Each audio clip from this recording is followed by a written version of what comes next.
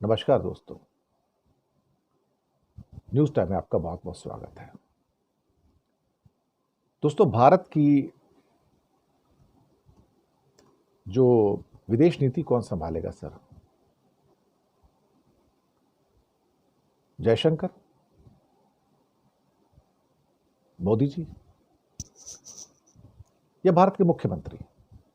विदेशी विदेश नीति को भारत के बहुत सारे मुख्यमंत्री संभालेंगे, क्या ऐसा कभी आपने सोचा है? पाकिस्तान के बारे में तो सब बोलते हैं, मैं मानता हूं। कोई भी कुछ भी बोल सकता है, कोई भी चीफ मिनिस्टर बोल सकता है। सिटिंग डक है ना, कुछ भी बोल लो। या कभी आपने सुना कि चीन के बारे में कभी कोई स्टेटमेंट आए हो भारत के किसी एमपी के द्वारा, मेंबर पार्लियामेंट के द्वारा, एडवर्स स्टेटमेंट? या मोदी जी के लब पर कभी आपने चीन का नाम सुना आज तक?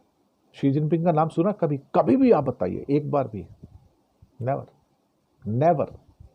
गलती से उनके मुंह से चीन का नाम नहीं निकलता। और जयशंकर तो कह चुके हैं कि चीन तो हमसे 5 गुना ज्यादा पावरफुल है, मिलिटरली भी, इकोनॉमिकली। हम उसका सामना कैसे कर सकते हैं? लेकिन साहब, अब कुछ ऐसा हो गया कि जहां पर ऐसा लगता है कि अमेरिका को अंधी दौड़ में शामिल होकर मोदी जी अब चीन पर अटैक करना शुरू हो गए हैं, और बड़ा अटैक कर रहे हैं, बहुत बड़ा। ब्रिक्स में उन्होंने वही डायलॉग पूरे बोल दिए जो क्वाड के समिट में बोले गए थे मार्को रूबियो के द्वारा, कि क्रिटिकल मिनरल्स को वेपनाइजेशन करना एक देश के द्वारा पूरी ग्लोबल सप्लाई को प्रभावित करता है, ये नहीं होना चाहिए। तो चीन पे अटैक किया क्योंकि उसने रेयर अर्थ रोका, क्रिटिकल मिनरल्स, रेयर अर्थ। चीन की नाराजगी तो स्पष्टता सामने आनी थी, लेकिन ज्यादा नाराजगी फिर दलाई लामा पे आनी शुरू हो गई साहब। जहां पर भारत के कुछ स्टेटमेंट्स आए, किरण रिजिजू के भी स्टेटमेंट आए, लेकिन इसने एंटागोनाइज किया चाइना को बुरी तरह से। एक सोची समझी चाल है ये, बीजेपी के द्वारा, बीजेपी सरकार के द्वारा, मोदी सरकार के द्वारा सोची समझी चाल है। चीन को अब हेड ऑन लेना है। और फिर एक मुख्यमंत्री आता है अरुणाचल प्रदेश का, बीजेपी का, पेमा खांडू, और वो परसों कहते हैं कि अरुणाचल प्रदेश की सीमा तो चाइना के साथ लगती नहीं है, तिब्बत के साथ लगती है। मुझे लगा कि भाई ये बहुत बड़ा प्रोवोकेटिव स्टेटमेंट है। इसका मतलब भारत सरकार ने अपनी पॉलिसी चेंज कर ली और एक कहने की कोशिश की कि तिब्बत चीन का अंग नहीं है, तिब्बत एक अलग देश है। तो भारत के मुख्यमंत्रियों को अब विदेश नीति निर्धारित करने का फैसला हो गया साहब। अब कोई भी कुछ भी बोल सकता है, अमेरिका के बारे में बोल सकते हैं, ब्रिटेन के बारे में भी कोई भी मुख्यमंत्री कुछ भी बोल सकता है। इसका मतलब ओपन परमिशन दे दी गई है। पर चाइना को अटैक करना भारी पड़ेगा।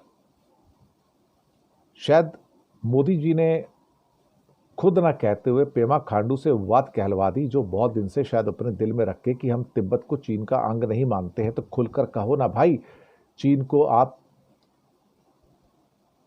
तिब्बत को आप चीन का अंग नहीं मानते, जरा खुल के कहो ना उससे फिर। और फिर उसके कॉन्सिक्वेंसेज हैं, परिणाम भी हैं अंतर्राष्ट्रीय कूटनीति के अंदर या फिर बैटलफील्ड के अंदर।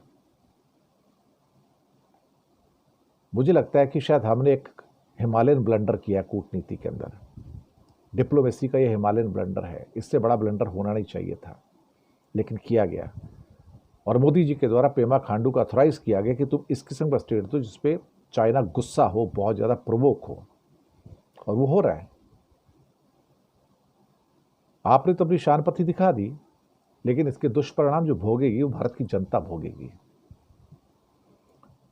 अभी हम मिलिटरली चाइना के बराबर नहीं है, हमें समझ लेना चाहिए। वो 5 टाइम्स मोर पावरफुल है हमसे, हमें समझ लेना चाहिए। इकोनॉमिकली वो 5 टाइम्स मोर पावरफुल है हमसे, और जंग में हमारी मदद करने कोई नहीं आएगा, आप ये भी समझ लो।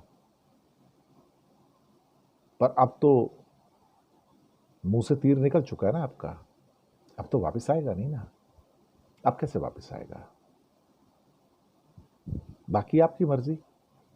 लेकिन विदेश मंत्रियों को अब अपना मुख्यमंत्रियों को विदेश नीति में बोलने की परमिशन दे दी मोदी जी ने। This is something atrocious and condemnable. और आपको लगता है कि एक मुख्यमंत्री के फिर 4 मुख्यमंत्री, फिर हिमाचल का मुख्यमंत्री भी बोल ले, फिर लद्दाख का भी बोल ले, जो एडमिनिस्ट्रेटिव पावर वाला जो भी बंदा है, हिमाचल वाला ही बोल ले, फिर सिक्किम वाला ही बोल ले। एक क्यों बोलते हैं फिर? सभी बोले, बाकी मुख्यमंत्री बोले, योगी जी बोले कि चीन को सबक सिखा देंगे, एंड देन फेस इट। तो मोदी जी ने जो एक पैराडाइम शिफ्ट किया है कूटनीति के अंदर, ये भारत को बहुत भारी पड़ने वाला है, 101%। शुक्रिया।